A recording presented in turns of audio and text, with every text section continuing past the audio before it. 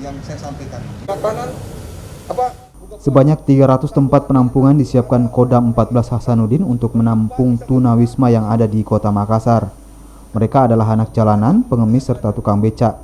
Seluruh tunawisma ini akan didata dan ditempatkan sementara di tempat penampungan. Lokasi penampungan ini berdekatan dengan posko COVID-19 Provinsi Sulawesi Selatan dan seluruh tunawisma ini nantinya akan diberi makan setiap hari. Hal ini dilakukan untuk memutus penyebaran virus corona. Apalagi saat ini Kota Makassar sedang menerapkan pembatasan sosial berskala besar hingga tanggal 7 Mei mendatang.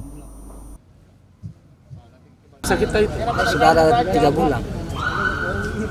di mana kita tinggal kalau di sini? Di Rapucini, Turun 11C. Pekerjaan tuh apa setiap hari? Tukang beca. Tukang beca. Nah, biasa berapa kita dapat dalam satu hari?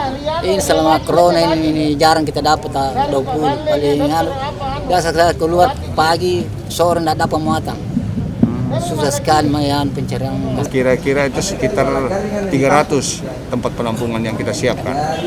Nah, daripada mereka berada di tengah jalan yang rawan terhadap penyakit yang saat ini memang diberlakukan PSBB, maka kita ingin mereka berada di menggunakan tempat itu untuk berada di situ selama PSBB itu. Dan di situ mereka akan kita siapkan makan mulai dari pagi, siang, dan sore bagi mereka yang tidak puasa.